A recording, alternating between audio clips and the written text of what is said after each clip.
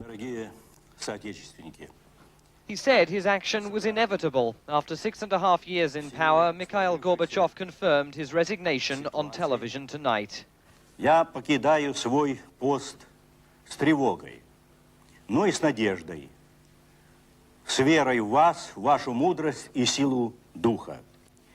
Мы наследники великой цивилизации, и сейчас от всех и каждого зависит, чтобы она возродилась к новой, современной и достойной жизни. The president who returned to power from house arrest after the failure of the August coup never recovered his authority and tonight paid the political price. The man with no country left to govern said he was leaving the nation in a better state than he'd found it and described some of the achievements of his rule. Мы открылись миру, отказались от вмешательства в чужие дела, от использования войск за пределами страны. И нам ответили доверием, солидарностью и уважением. Мы стали одним из главных оплотов по переустройству современной цивилизации на мирных демократических началах. In his 6 years in power, Mikhail Gorbachev transformed the Soviet Union from authoritarian dictatorship to fledgling democracy. He met with US presidents and slashed the Soviet nuclear arsenal. He allowed the Berlin Wall to fall and presided over the end of the Cold War and the start of warmer relations with the West. Sergei Stankevich is one of those who now assumes the mantle of power. A senior advisor to President Yeltsin, he's one of the younger generation of politicians taking over here. Though often opposing Gorbachev during the past 12 months, he says without the policies of glasnost and perestroika, he wouldn't have been able to express his political voice at all. He gave us a chance.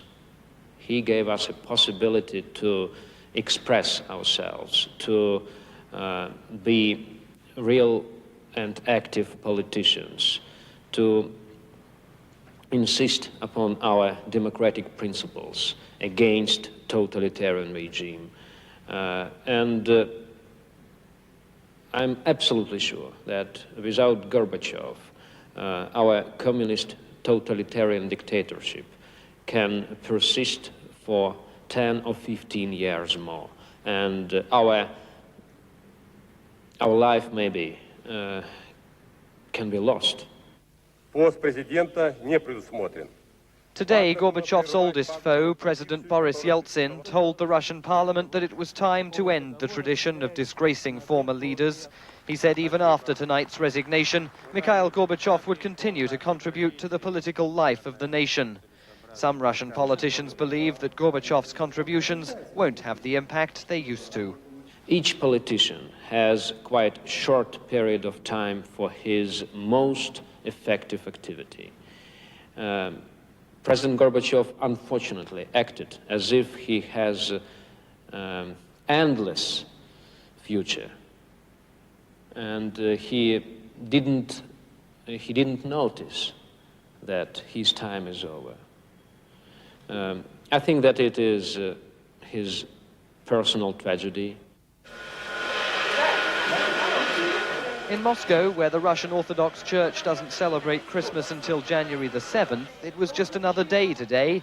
Some Muscovites chose to get a New Year haircut in one of the city's beauty salons and expressed differing views about the outgoing president, a man often described as more popular abroad than he is at home.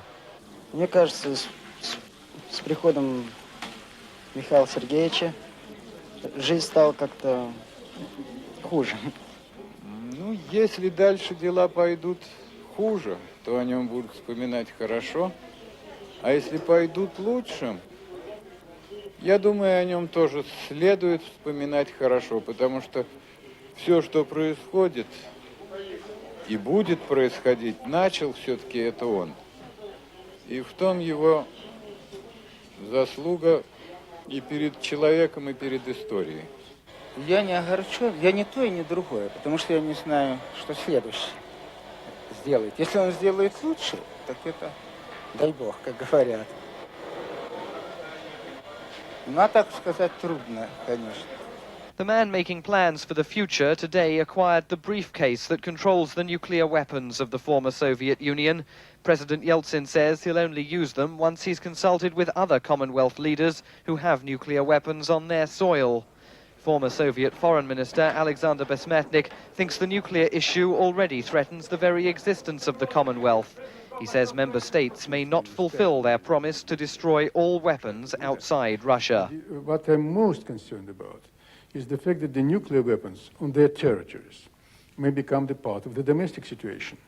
That means that the leaders of those republics may not be able to say, let's destroy that weapons immediately or very soon, because they would be afraid that that may have negative effects on their political position in the country. While new problems emerge, tonight in Red Square, the symbol of the old administration was removed. The red flag was lowered from the Kremlin, replaced by the Russian banner, at the very moment Mikhail Gorbachev officially became the 8th and last leader of the Soviet Union. At the end of his time in power, Mikhail Gorbachev said tonight that in a country such as this one, it is not possible to carry out reforms without repercussions. He described reforming the nation as a risky policy. President Yeltsin now inherits the reform process here, and the risks as well. For World Monitor, I'm Simon Marks in Moscow.